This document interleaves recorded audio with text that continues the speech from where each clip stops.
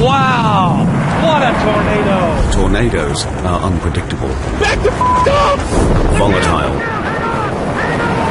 The whole country looked like it was in a nuclear blast of some type. And lethal. I kept talking to myself thinking, well, this is it.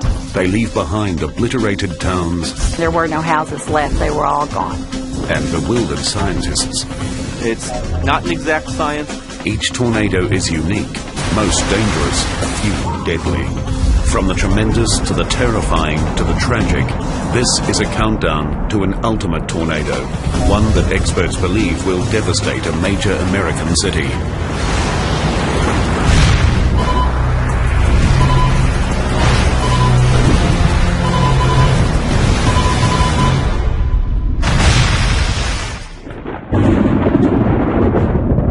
The most ominous tornado warning comes when an apocalyptic-like darkness fills the sky.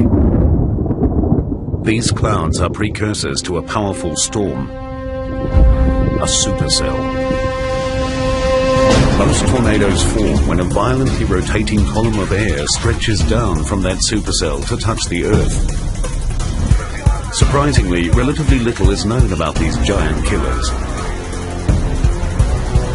Scientists are literally chasing the mysteries of tornadoes across the Great Plains of the United States, better known as Tornado Alley. More than 400 tornadoes threaten to wreak a path of destruction here every year, far more than any other place in the world. The main reason? Ideal atmospheric conditions. The mountains to the west, the Gulf of Mexico to the south, and the fact that there are no physical barriers between here and the North Pole means that we are frequently changing air masses from warm to cold and back again. Tornadoes are measured using the F scale, F for Dr. Theodore Fujita, who classified tornado strength by estimating wind speed based on devastation. The smallest twisters are F-zeros. They can reach 116 kilometers per hour, about the equivalent of a small hurricane. At the other end of the scale are F5s, whose winds reach speeds of up to 512 kilometers per hour. Back up! Back up! Keep going, keep going, keep going! The tornadoes profiled here rise up the Fujita scale from an F2 that rips the roof off a house. Did you see that? To an F5 that lays waste to an entire neighborhood. It's all leading up to an ultimate tornado, one that some scientists fear will ravage a primary city.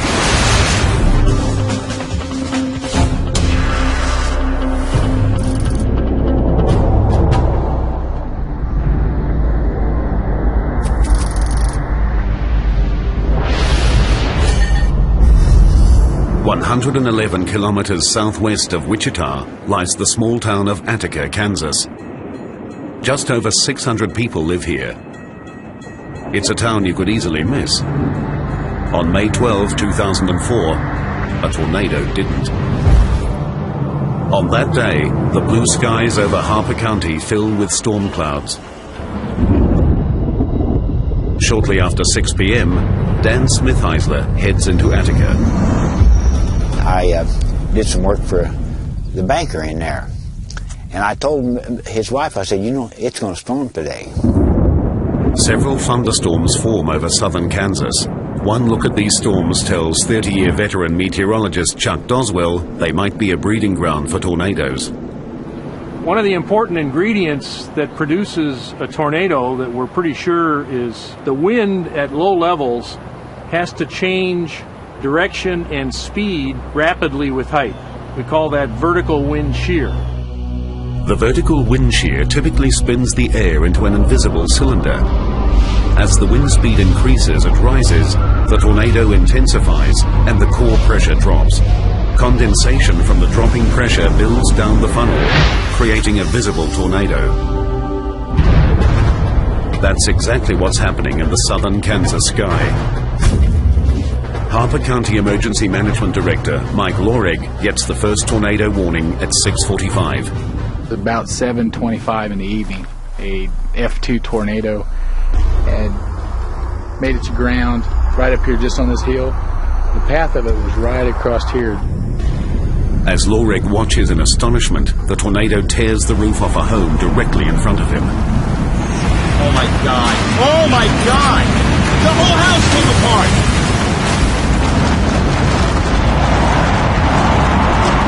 This act of violence is just one of many. The angry skies over Kansas are far from finished. Storm chasers tracking the Kansas supercell relay information to meteorologists using mobile Doppler radar. They report the tornado's wind speed, location, and one other startling fact: the storm is producing multiple tornadoes. It can be a very dangerous situation because often people will be looking at the main tornado and feeling that as long as they're far enough away or they've taken cover that they should be completely safe. Her team and others report seeing 16 tornadoes.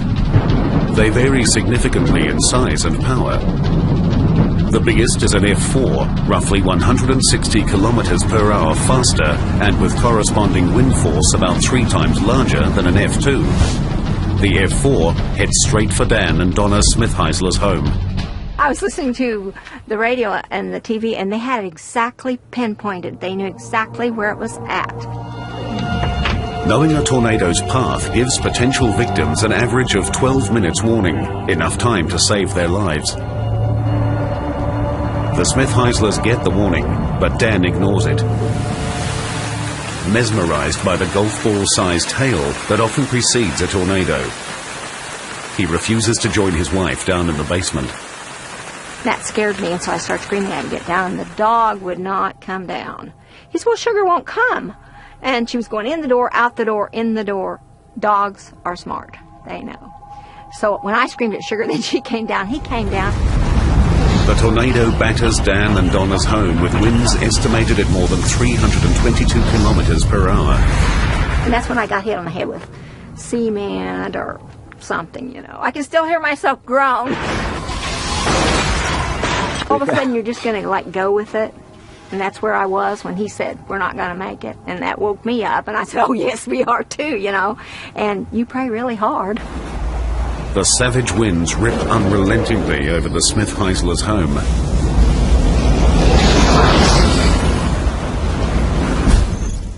When they finally stop, the couple emerge from their basement and into a war zone. And I thought, where's the car? And then my next thought was, where's the garage? The twister destroyed the couple's 2-story home, 5 barns, dismantled 5 cars, and killed their dog, Sugar. The Smith-Heislers are lucky to be alive. With estimated wind speeds near 400 kilometers per hour, the F4 tornado easily destroyed their home. But even the earlier F2, with winds estimated at 240 kilometers per hour, was capable of ripping the roof off this home. Complex physics transform air into a lethal force, a concept scientists are laboring to understand. What we are trying to do is simulate the tornado as best as we can. So we're actually comparing the wind which we generate here with the measurements made in the field. And the match is pretty good. Sarka's tornado simulator is the first of its kind in the world. It uses dry ice to create a visual display of the wind inside a vortex. His machine can produce tornadoes up to 1.2 meters in diameter and 2.4 meters tall. It can reach peak wind speeds of 86 kilometers per hour. When combined with scale models, he's able to replicate damage much larger and faster tornadoes inflict on homes and other structures. Normally, a portion of the roof fails and create a hole in the building, which then the flow starts getting inside, which then creates more load on the walls, and eventually those walls start failing.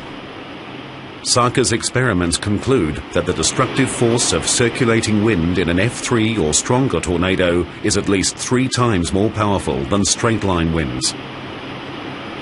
Since few structures in Tornado Alley are designed to withstand even an F1's winds, this is stark proof that even the weakest tornado is capable of causing damage. The residents of Attica were thankful to have survived the fury of the 16 tornadoes that struck southern Kansas. But when a single F4 twister strikes a small Texas town, its bizarre behavior and surprising power threatens to destroy the entire city. And later, an ultimate tornado strikes a major American city, something experts say will happen. In 2004, a single Kansas storm produced a swarm of tornadoes that ravaged homes, destroyed property, and terrorized hundreds. But the power and damage of that outbreak was far surpassed by the stunning force and unpredictable behavior of a single Texas twister.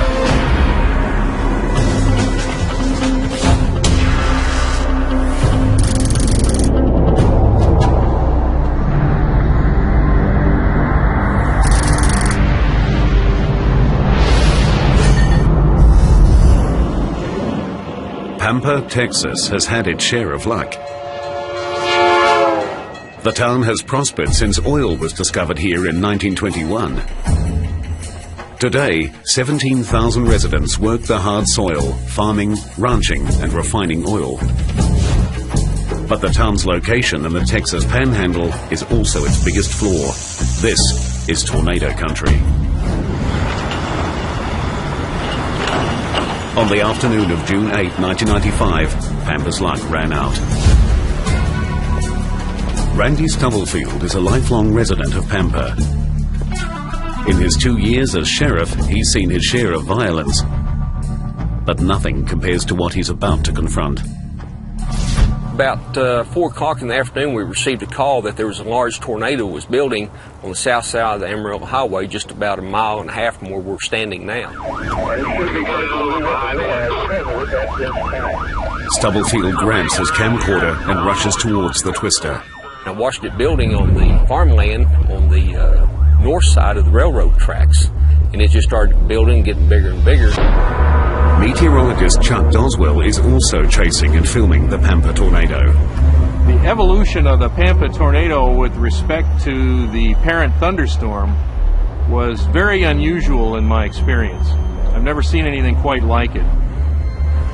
What Doswell sees is remarkable. The tornado is almost standing still.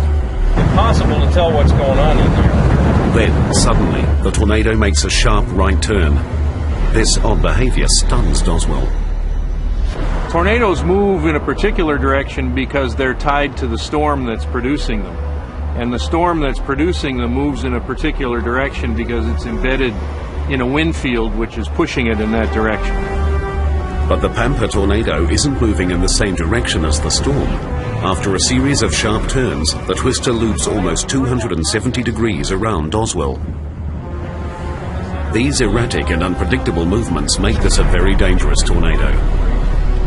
Let's go. And I am completely mystified as to what was going on with that storm. Then it started traveling north. Get everybody inside, because this is one big son of a bitch. And hit a industrial complex.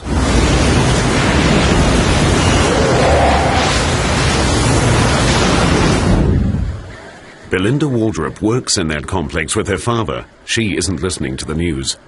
I learned that there was a tornado outside the building when my dad came to the door of the office I was in and said, "Belinda, there's a tornado on the ground west of us." I'm curious. I said, "Can we look at it?" And he said, "Oh, no, we don't need to look at it. We need to get under some cover." Belinda and her father dive for shelter as the twister slams towards them. You could hear the tornado approaching. It was like a gyrating woof woof, just a churning that just got gradually more intense and louder. The lights began to flicker as the pressure was building, and then the lights went out. Whenever you first started seeing the real debris, the metal, the rooftops and all that, that's when it hit the first series of steel buildings in the industrial complex. And then an explosion. The vacuum just took me up off the floor and slammed me into numerous things and was pulling me backward like a rag doll. You're going to see some vehicles going into the air. Transport trailers and truck combination. Now these units weigh probably 22,000 pounds empty. These were sucked up and in the tornado and were going around and around. Stubblefield and Goswell are among the few to ever film a tornado snatching up 3-ton trucks. This is a massively powerful twister, one that has Belinda Waldrop trapped in its ferocious grip. When I was in it, everything's dark, and I just tried to keep my eyes closed to protect my eyes. I kept talking to myself, thinking, well, this is it. And at that time, I just had a feeling of helplessness because there's nothing you can do. I mean, there's no way you can stop it, or make it go another direction or anything like that. And it was just a sick feeling. They had dropped me out here into the parking lot and just dropped me on my back, and I could see the cloud and the tornado. It looked like a white ghost just going up and taking off. Belinda's encounter with the tornado is over, but Randy's is just beginning. But when I realized that he was going to go into the city of Pampa, Stubblefield jumps back into his car and races down the road, directly into the path of the tornado. One of my deputies gets on the air and says, watch out, you're too close. You know you're too close when debris starts coming in the car with you. I had my windows down and the trash from the circulation was coming into the car with me. It's going into the city at this time. It was headed right straight for the sheriff's office and the